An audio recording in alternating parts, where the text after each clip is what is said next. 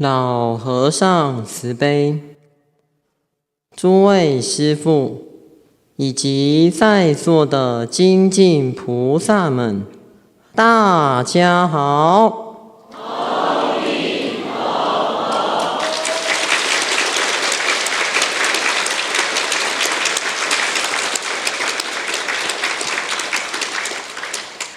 昨天我们说到了观世音菩萨能救济众生的禅心二级，心病的部分我们已经讲完了，接下来要说身病。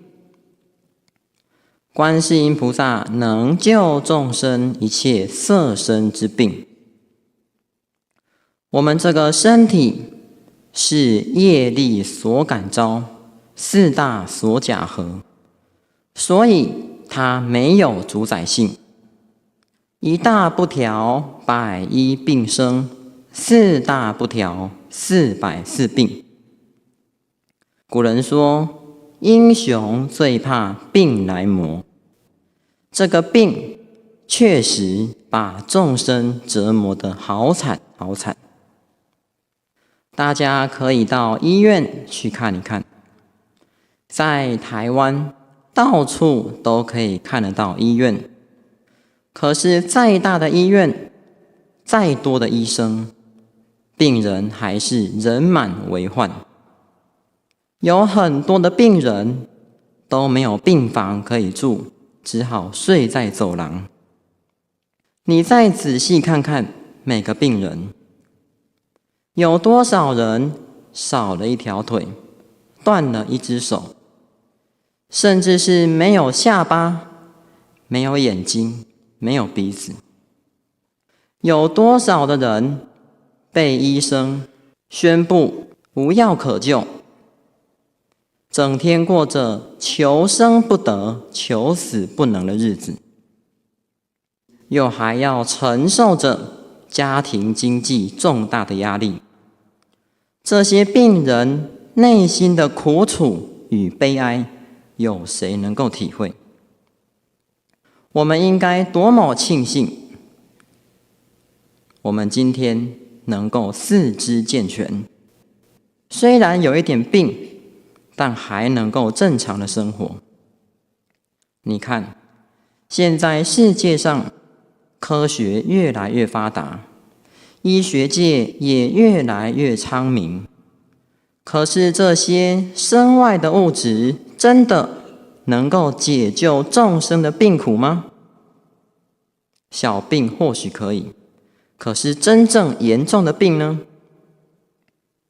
医生自己也没有办法，医学只能帮到一个程度。癌细胞在肝脏，肝脏切除掉了，假如癌细胞蔓延到了全身，那你要切除哪里？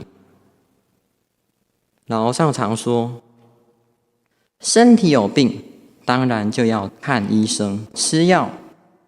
可是这个病再怎么样都看不好，那就是业障病。为什么世间上那么多稀奇古怪的病呢？那都是自己累生累劫的冤亲债主所变现，还有自己内心的三毒烦恼所感召。内心有病，身体才会有病，并不是所谓的细胞病变、病毒感染，哪有那么容易？这些癌细胞病毒是怎么来的？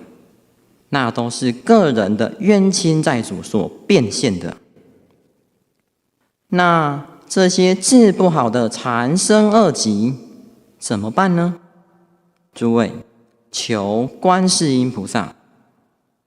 佛陀告诉我们，又若家内遇大恶病，百怪尽起，鬼神邪魔扰乱其家，世家大小内外不和者，当于千手千眼菩萨像前，至心称念观世音菩萨大悲咒满其千遍，如上恶事悉皆消灭，永得安稳。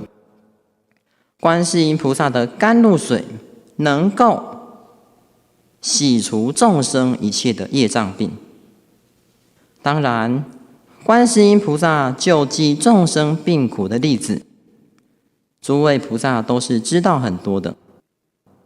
现在末学就讲一个感应的事情来给诸位听。这是末学所亲耳见闻的，大约是在民国84年，在高雄凤山有一位黄海荣居士，他为人正直，生活也富裕，家庭也美满，常时在外面跟人家喝酒应酬。正因为生活是如此的平顺，所以他的妹妹行德居士常常叫他要念佛，要吃素，他总是服服泛泛的。就好像老和尚常说的嘛，你没有病，你没有痛苦，你怎么会学佛呢？但是就在这一年的夏天，他带着他的外甥到澄清湖游玩后，忽然觉得身体不太舒服，就到医院去检查，赫然发现自己竟然得了第2期的大肠癌。这个恶讯对他来说的确是一个很大的打击，于是他才开始听妹妹的话，学佛吃素。他的妹妹是一个虔诚的佛教徒。当黄海荣居士准备要到医院切除癌肿瘤的那一天，他的妹妹一再的交代他，你在开刀的过程当中，如果会痛，千万不要叫护士小姐，护士只会帮你注射更多的麻醉药，那对你只有更危险。你如果会痛，就要喊观世音菩萨，越痛要喊越大声，菩萨很慈悲的，他一定会来加倍你。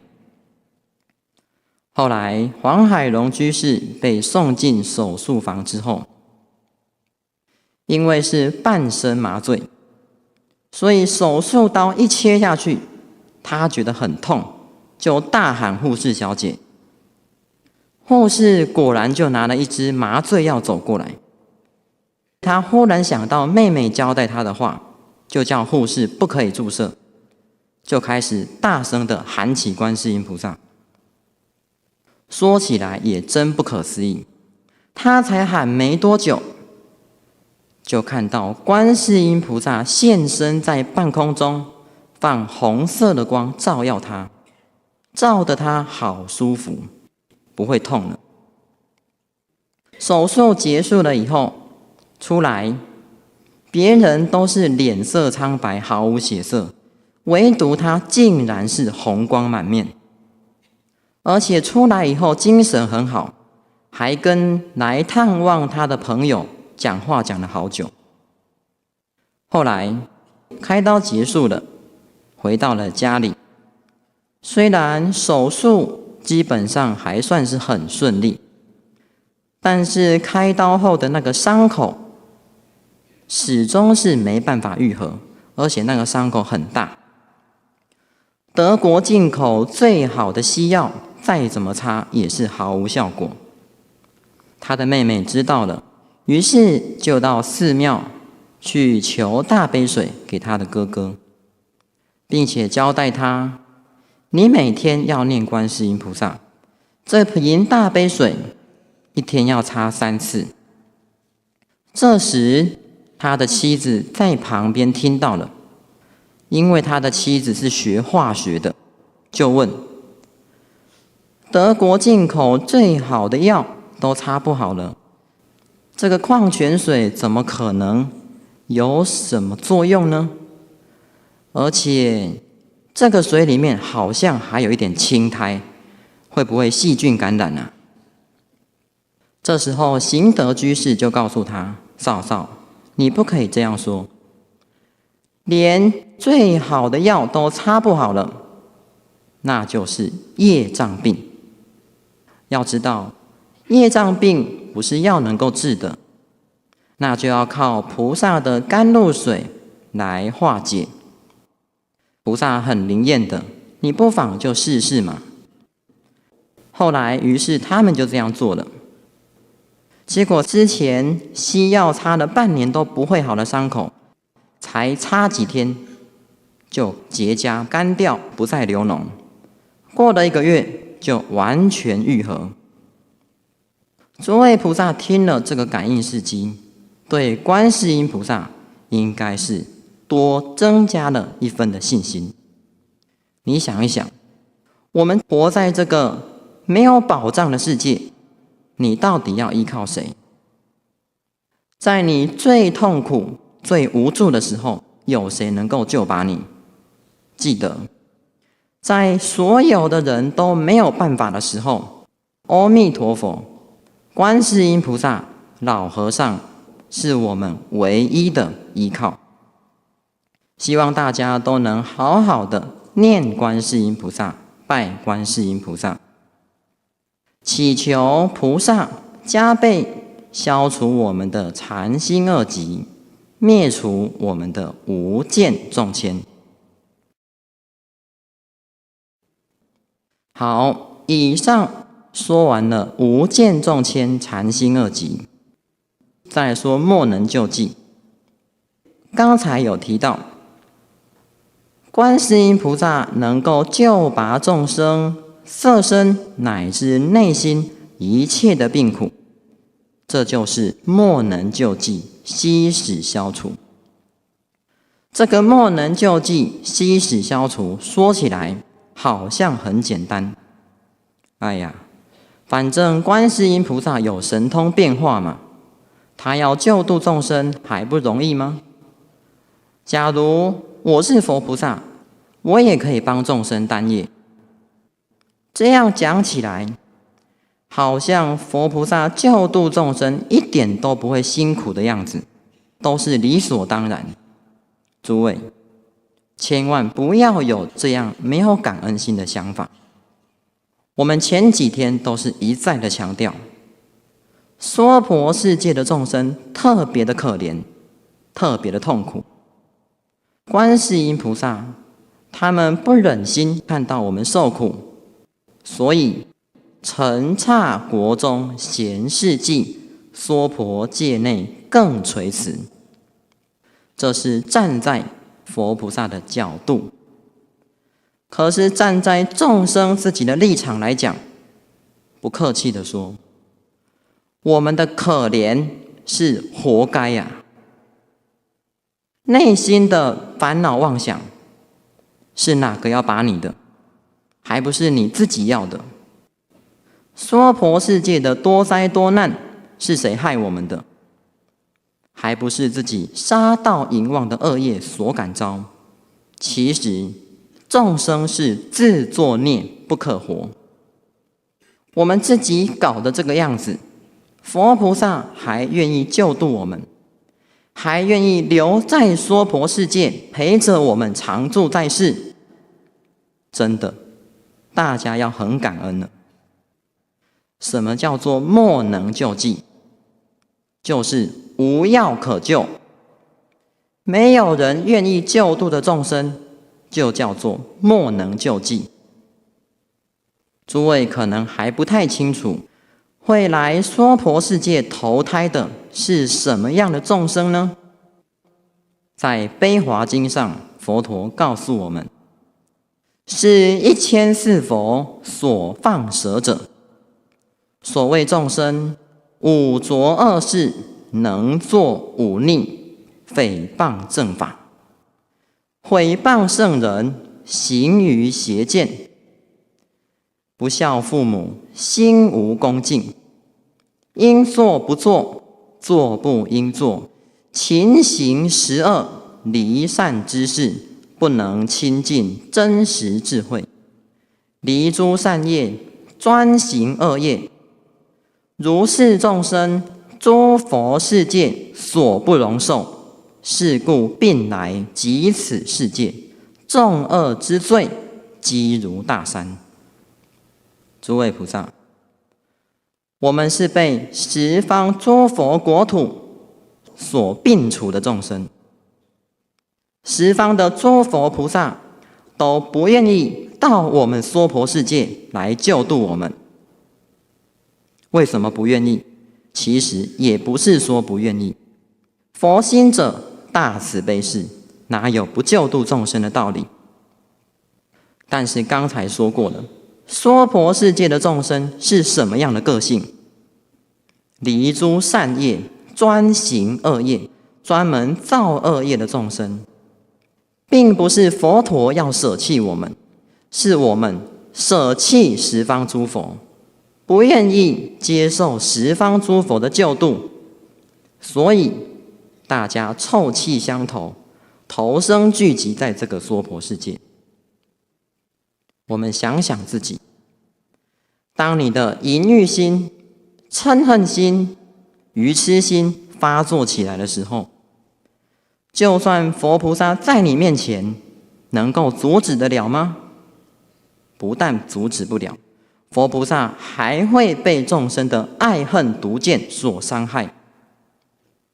老和尚说，众生的贪嗔痴发作起来，比921大地震还要可怕。尤其现在是末法，众生的邪见坚固，正知见听不进去，邪知见听了就铭记不忘。诸位，如果是你，像这样的众生，你要用什么办法来度呢？在大集经上记载着这么一件事。3000年前，佛陀正在讲大集经的时候，十方世界的菩萨摩诃萨都聚集来到娑婆世界，听释迦世尊说法。大家要注意，这次来的都是菩萨摩诃萨，并不是一般的小菩萨，而且它的数量是无量无边。等到所有十方世界的菩萨摩诃萨都到齐了以后，这时他方世界的月灯菩萨从大众中站起来，恭恭敬敬的代表十方菩萨请问释迦牟尼佛：世尊啊，是什么因缘使正法消灭？又有什么办法能令娑婆世界的正法久住呢？唯愿佛陀为我宣说。只要佛陀说出方法，我们大菩萨都愿意护持。由月灯菩萨的这段话就可以知道，十方世界的菩萨摩诃萨，他们都是很热心，想要帮助这个娑婆世界的。于是佛陀便为十方的菩萨开始宣说末法乃至到灭法时代的状况，众生是如何的斗争坚固，如何的不守戒律，如何的邪见破坏佛法，乃至国土的灾变、妖魔的炽盛。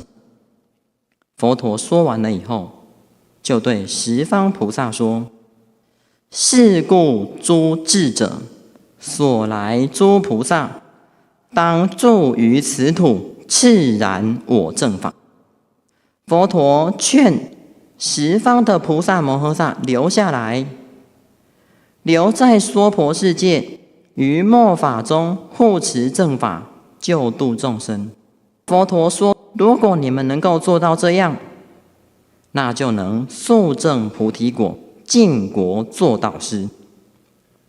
佛陀说完了以后，十方世界的菩萨摩诃萨都默然不说话，大家都不愿意留下来，都在为末法时代正法衰败的情形感到痛心与难过。为什么不愿意留下来？因为真的是没有办法，这样的众生还有什么办法能度呢？这样恶劣的众生是十方世界所没有的啊。这时，法会上一片宁静。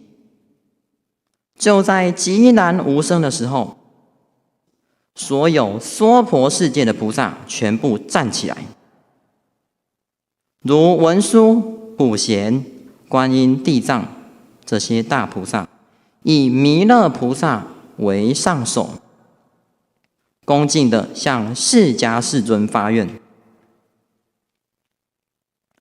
我们决定不会离开娑婆世界，我们决定永远留在娑婆世界，以我们的智慧力、精进力、忍辱力、大悲力，于末法中护持正法，救度众生。唯愿佛陀不要担心。如是三说。诸位，我们可以想象一下当时的情景，在十方不可说不可说的菩萨当中，只有娑婆世界的菩萨站起来，那是什么样的境界啊？我想，我们的恩师当年必然也是那些大菩萨中其中的一位吧。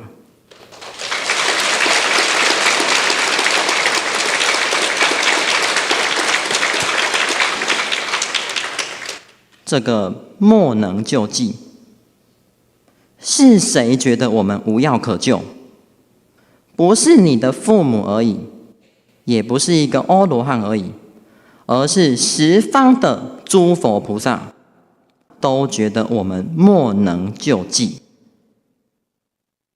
说到这里，我们应该要多么的惭愧！不但要惭愧，更要忏悔，要痛哭流涕。为什么我要做一个这么恶业障的众生，让十方诸佛对我那么无奈？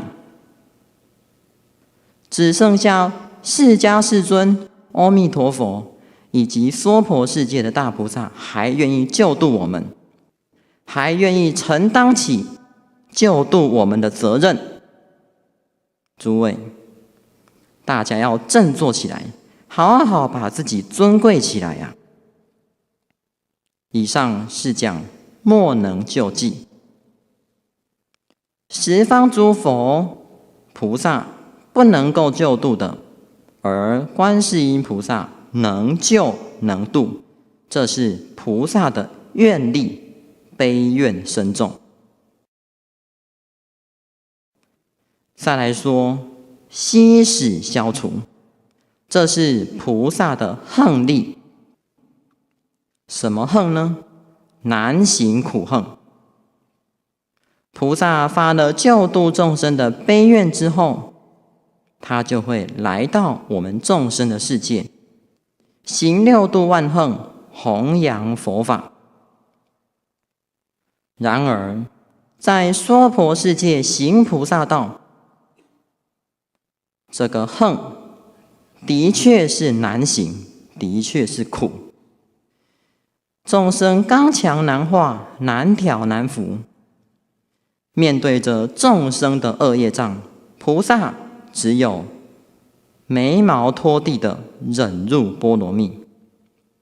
之前说过，想要救度娑婆世界的众生，不能用一般正常的方法，要为众生设立无量无边的方便，更要为众生做种种的牺牲。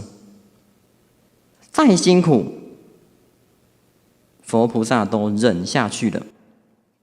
那菩萨是如何为我们而牺牲呢？现在末学就讲一个虚云老和尚的事情给诸位听。虚云老和尚是世界和尚王，他活到了120岁才入灭。在他的一生当中，所谓坐阅五帝四朝，不觉沧桑几度，受尽九磨十难，了知世事无常，真的是受尽了苦楚与伤痛。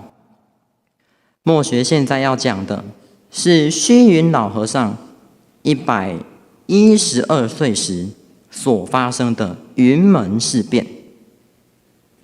民国40年的春天，国历2月23日，当时虚云老和尚正在云门寺传戒。这一天，忽然来了100多位警察，把云门寺围住，任何人都不准外出。他们先将虚云老和尚关在方丈室里面，接着开始搜索云门寺，上至瓦片，下至地砖都维系的搜检。经过了2天，因为还是没有结果，所以就把监院、明空法师以及唯心、悟会、真空、违章等有负责执事的法师都抓走，并且把云门寺的文件以及虚云老和尚100年来的讲经法语全部都带走。为什么会发生这样的事呢？因为有人去向政府机构密告，说虚云老和尚在云门寺里藏了很多军事武器，可能会叛变。其实根本就没有这样的事，这是为了陷害虚云老和尚所编的谎话。然而，这个密告的人是谁？竟然就是虚云老和尚的弟子，而且还是出家弟子。这个弟子不忠不孝，诬赖了虚云老和尚。当然，这之中含藏了很多嫉妒障碍与是是非非。而政府机构听信了片面之词，便派警察前往搜查。这些警察对被抓去的出家众种种的残忍，逼他们讲出藏武器的地方在哪里。可是确实没有这回事，所以大家都说不知道。于是妙云法师被打死，很多人也都受了重伤。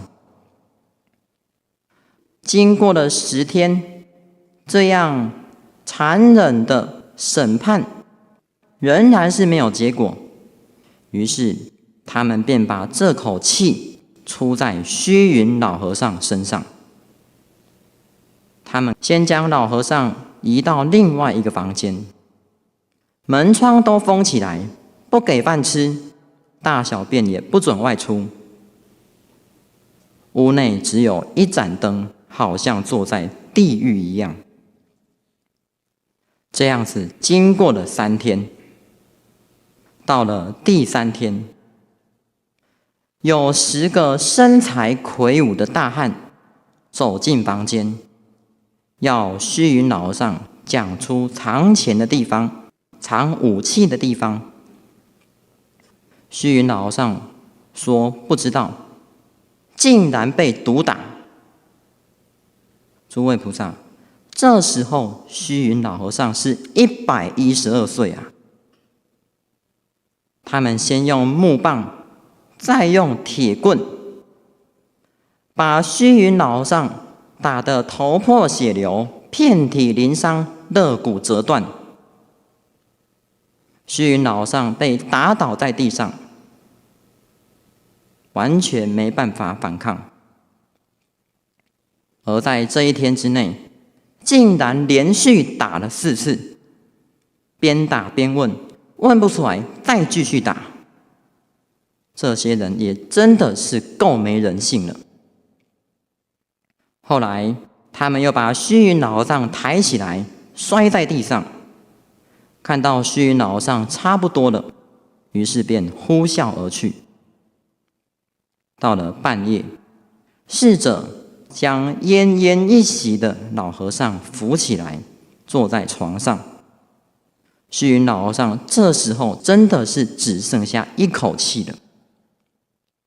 可是到了隔天，那些人听说虚云老和尚还没有死，又到寺庙里来，看到虚云老和尚坐在那里，非常生气，于是再把老和尚从床上拖下来，再用大木棍狠狠地毒打。10几个人穿着皮鞋，在虚云老和尚身上践踏，使老和尚无孔流血，倒在地上。这些人以为老和尚必死无疑了，于是又再呼啸而去。到了晚上，侍者又再将虚云老和尚扶起来，安坐床上。这时虚云老和尚完全没办法动。经过了5天，虚云老和尚才慢慢的躺下来，变成吉祥卧。可是经过了1日1夜都没有呼吸，也没有脉搏，只剩下脸色还是跟生前一样，身体也是柔软的。又再过了1天1夜，虚云老和尚才慢慢的醒过来，并且告诉弟子自己到兜率天宫听法的经过。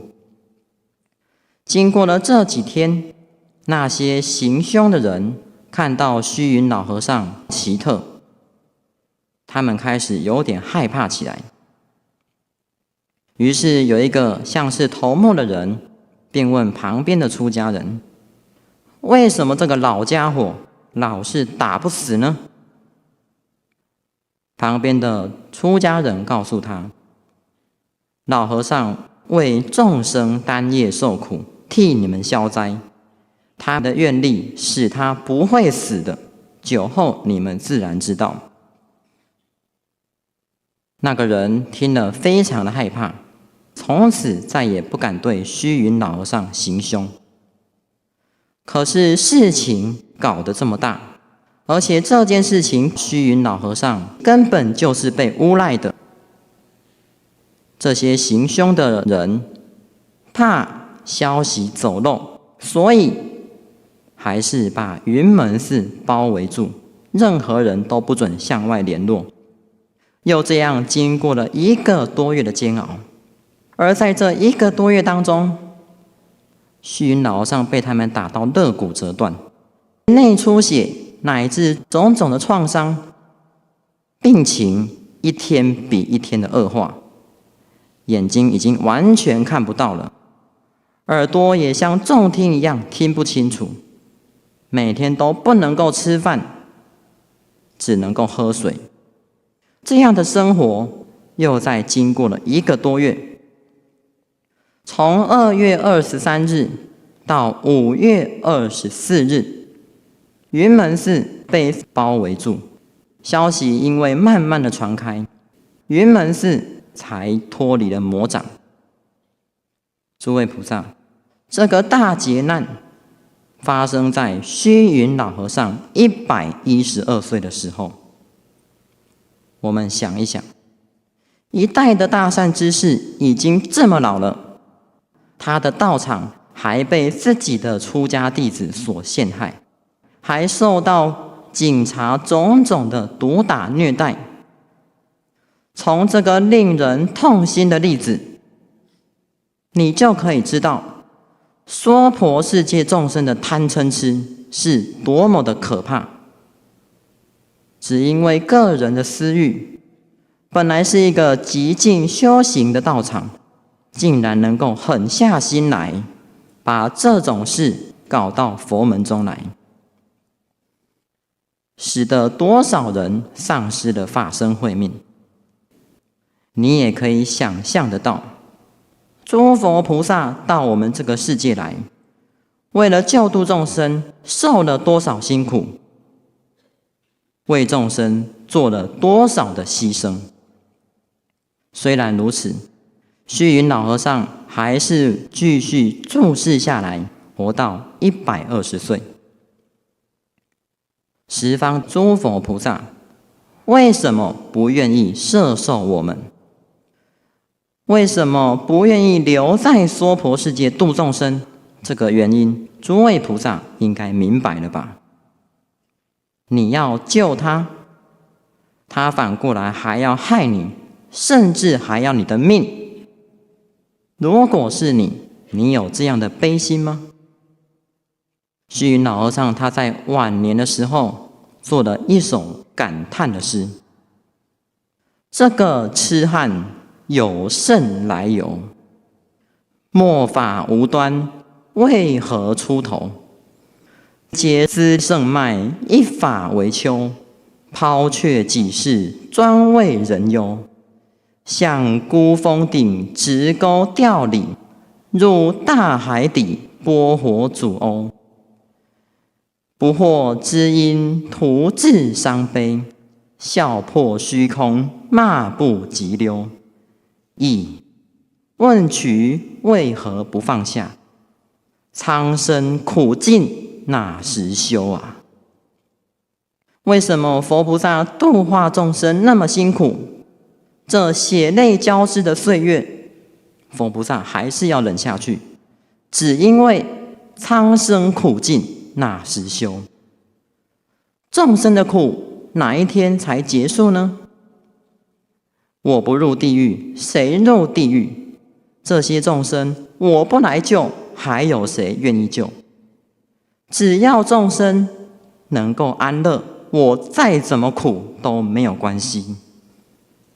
唉，佛菩萨的悲心是如此。地藏菩萨地狱未空，誓不成佛，众生度尽，方证菩提。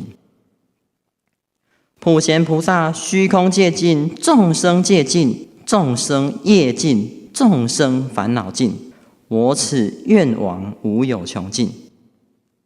老和尚更说，没错，现在是末法，但我要把末法转为正法。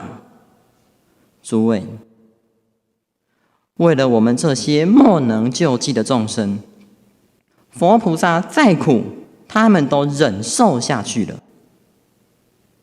在不可能做到的事，他们都要去做。刚才说到虚云老和尚的事情，我们的恩师老和尚也是如此的为我们。老和尚为众生单夜受苦。佛法是讲因果的，大家静下心来想想看。老和尚要拔除我们的地狱业，要消除我们现世的恶业障。那我们所造的地狱业，这些恶业障到哪里去了呢？是自己消失了吗？老和尚把我们所造的地狱业往他自己身上揽啊！一个人挑起众生极重的共业，以自己的色身来代众生苦。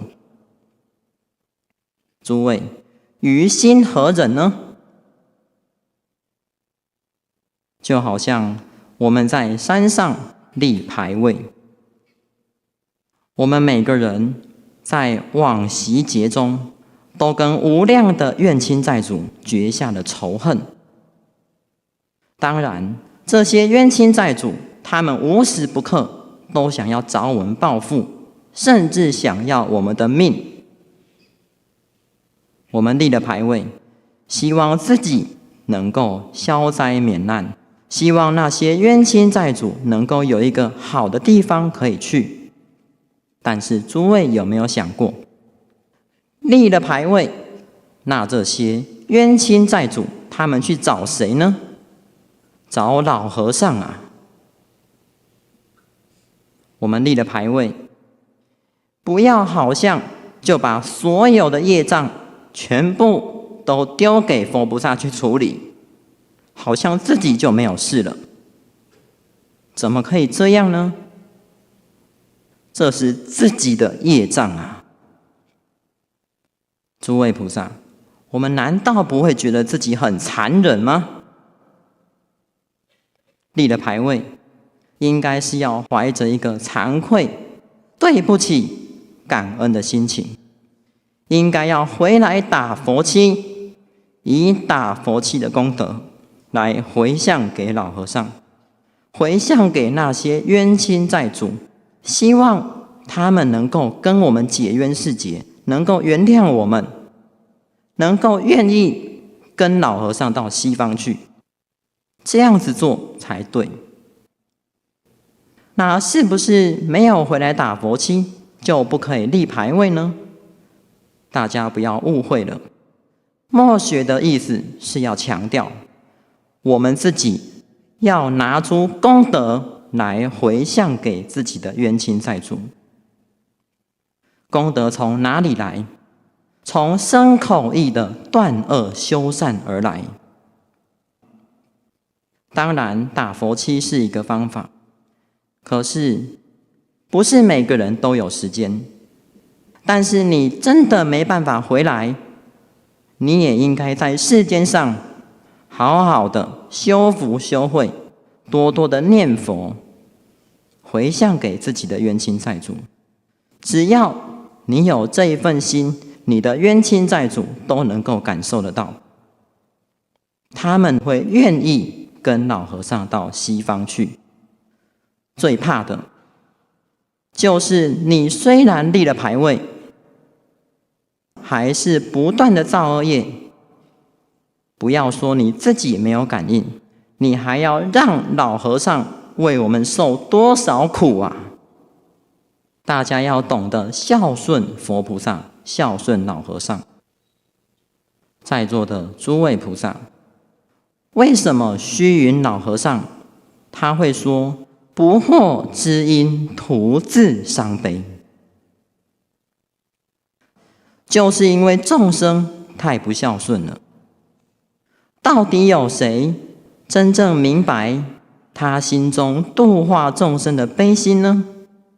有谁真正了解他伟大菩萨道的悲智宏愿呢？历代以来，如莲池大师、虚云老和尚、广清老和尚，还有我们的恩师，他们为了创建道场，为了救度众生，都受尽了辛苦，受尽了众生的欺负。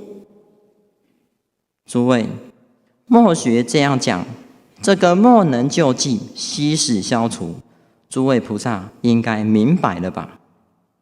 我们已经够业障，够可怜了，十方的诸佛菩萨已经舍弃我们了，我们还不觉悟吗？只剩下老和尚还愿意救度我们，难道你还要毁灭老和尚与我们的因缘吗？诸位，真的不要再造业了，自己不要造业，也劝一切人都不要造业。你如果真正做到了这样，那是真正在为观世音菩萨、为老和尚减轻他们的辛苦。好，以上我们说完了悲愿拔苦。十方世界没有人愿意救度的众生，观世音菩萨愿救愿度。一切没办法解除的恶业障，观世音菩萨能救能度。可是观世音菩萨不仅是如此而已哦，悲者拔苦意。菩萨拔了我们的痛苦以后，还要再给我们安乐。什么安乐呢？这就是接下来观世音菩萨的慈心满愿。所谓三昧辩才，现身求愿，三业清净，当生成就，皆令果遂，决定无疑。这个慈心满愿，我们先把它的含义说一下。所谓慈心满愿，就是不管是三昧辩才，乃至三业清净，还是我们现生向佛菩萨所祈求的一切，都决定感应。还要等到下辈子吗？不必，菩萨令我们当生成就。所谓三昧辩才，三昧是代表禅定力，辩才是代表智慧力。观世音菩萨希望我们向他求禅定、求智慧，菩萨能够加倍一切众生得到微妙禅定与甚深智慧。之前说到，无见众千，禅心恶极，莫能救济，悉是消除。这是观世音菩萨解除我们的苦。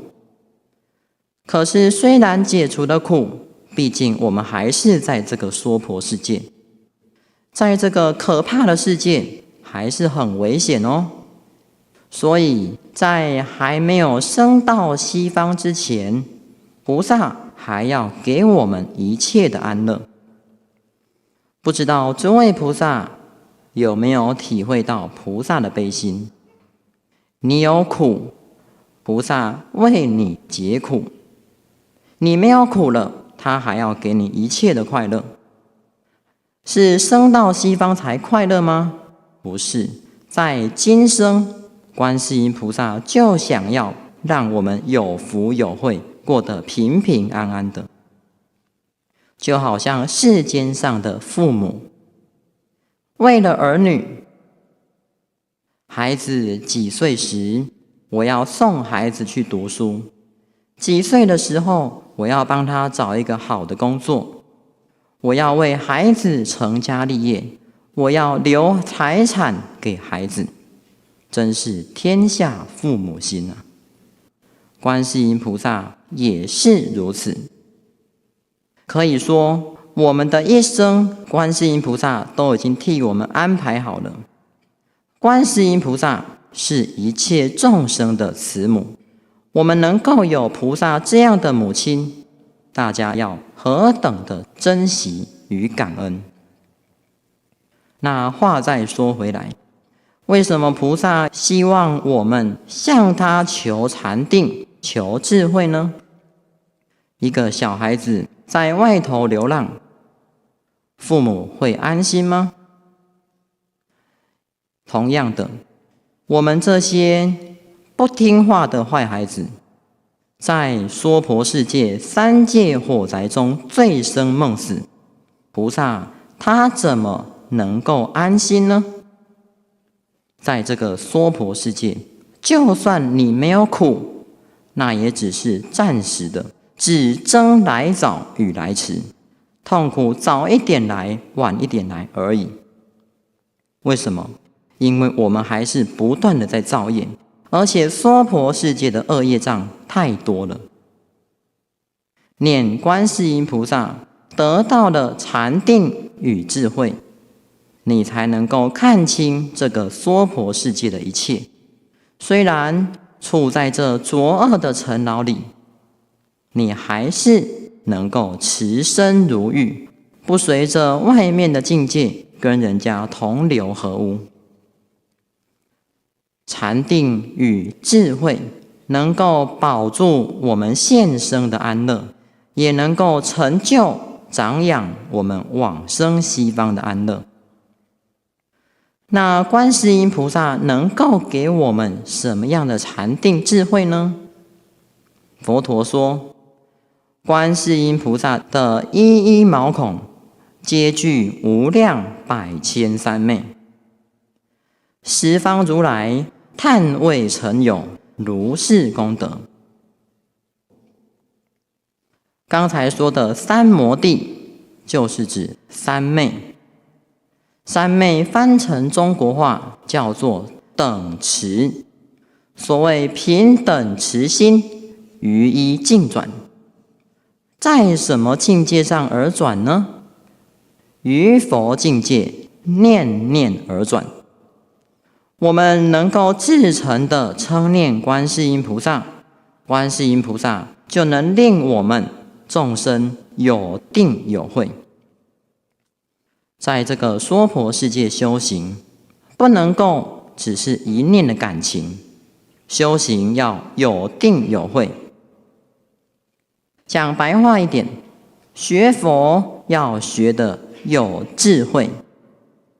你要明白你依止的法是什么，心中有正知见，这就是慧。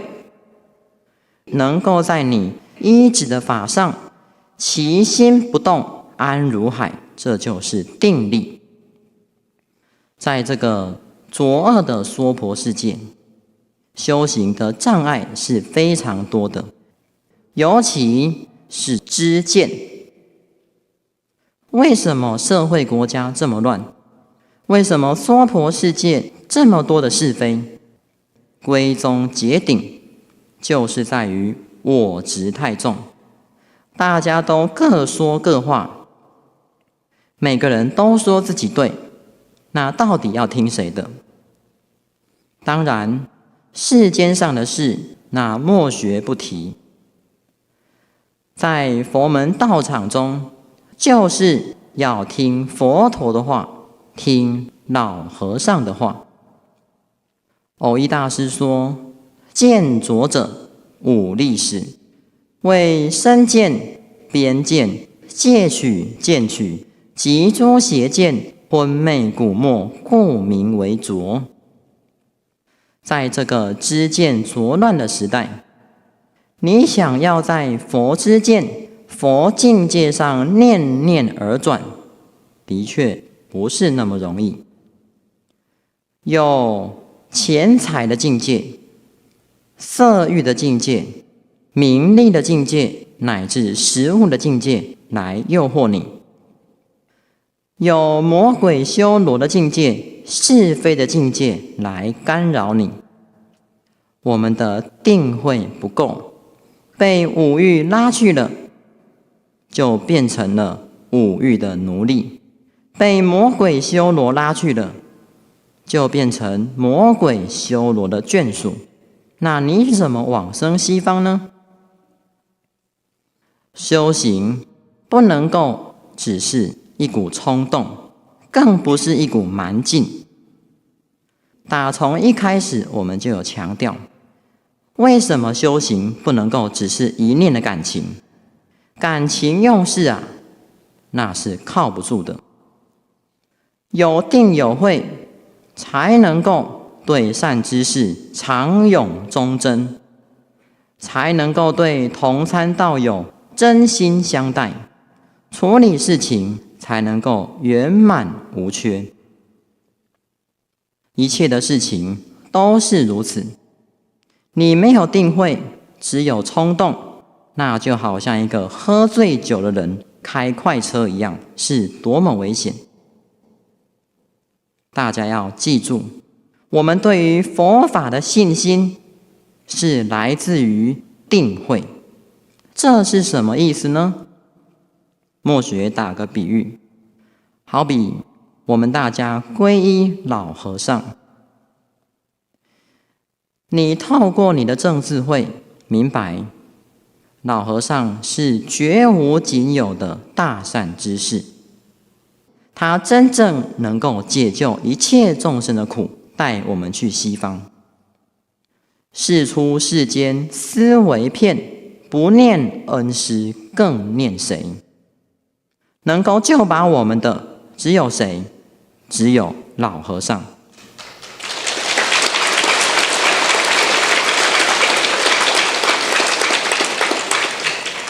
你有这样的正思维，那就是正智慧。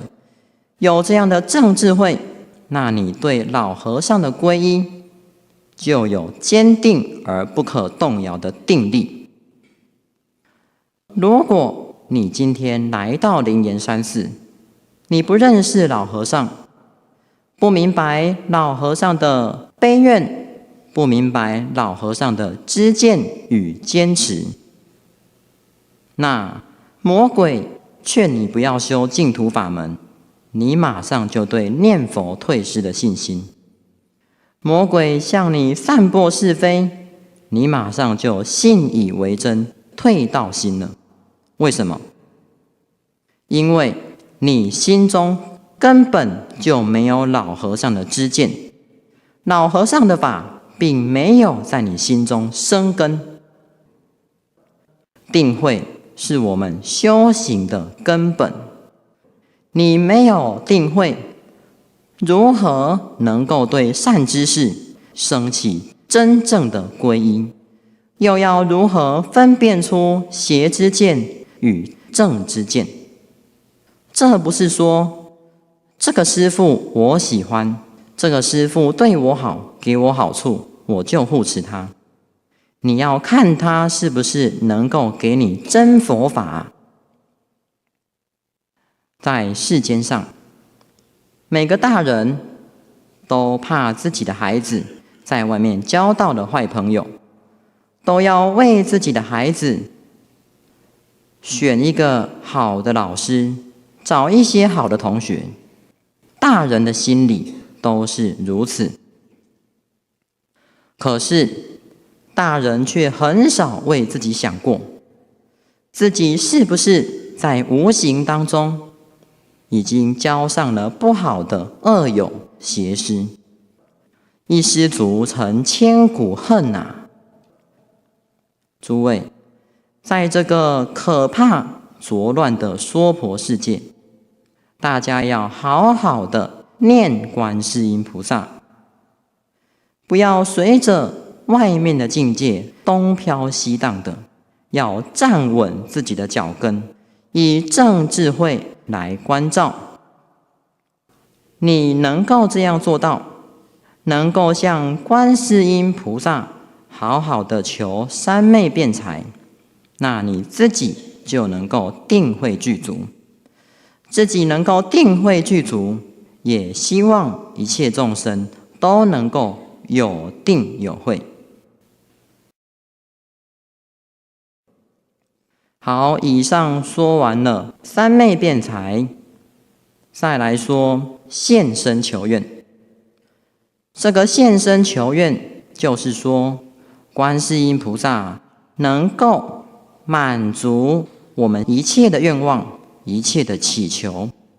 相信这也是每一个人心目中最希望的，毕竟我们大家都很苦嘛。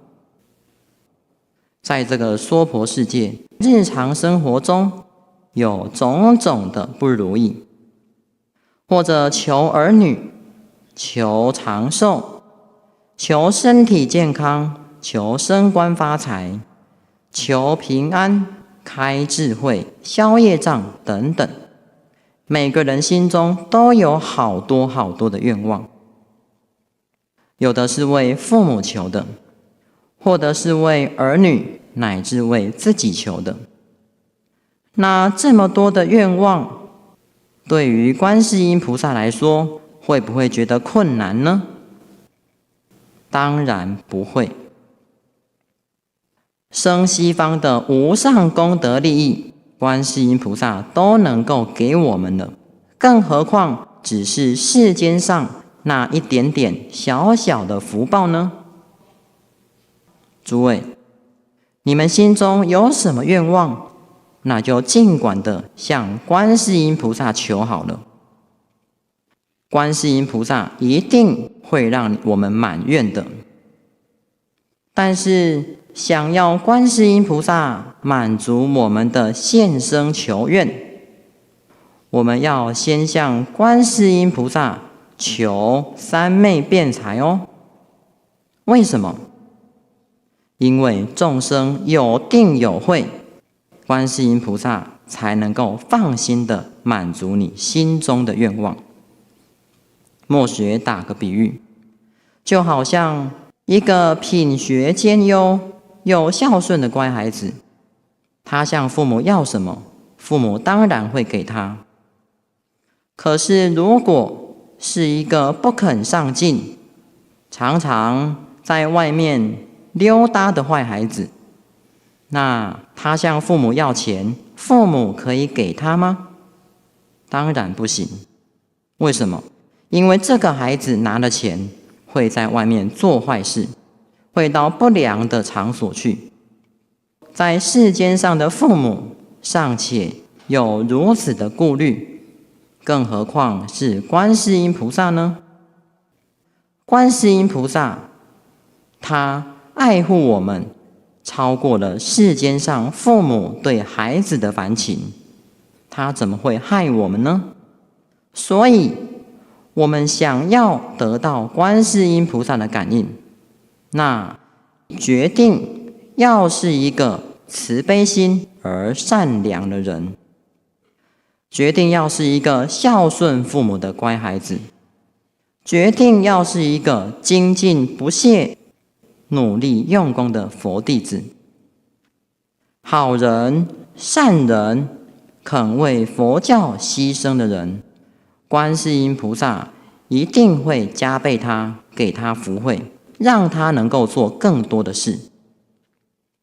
相反的，一个心地复杂、不光明、充满邪见的人，观世音菩萨怎么会加倍他呢？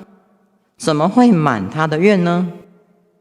难道还要增加他造业的力量吗？一个不孝顺父母亲的人，观世音菩萨如果还给他感应，那岂不是让这个众生更加的狂妄？其实，观世音菩萨他真正希望众生的是众生往生西方得大涅槃。可是为什么还要满足我们的五欲呢？佛法不离世间法嘛。一个人家庭破碎，那要怎么学佛？身体不健康，贫穷潦倒，又要怎么学佛？观世音菩萨总希望我们能够欢喜的学佛，快快乐乐的生西方。可是，如果给你钱，你就变成守财奴，一点都不布施；给你健康，杀盗淫妄，吃喝嫖赌，样样都来；给你名利权势，你就昏头了；让你家庭美满，你就觉得，哎，这个家庭太好了，我不要生西方了。其实，观世音菩萨他也很为难呐。要满足我们的愿望还不容易吗？就怕害了我们啊。所以，想要得到观世音菩萨的感应，就要看我们自己是不是有定有慧，看我们自己怎么求了。由于时间的关系，这个现生求愿还没有说完，剩下来的部分我们就留待明天再说。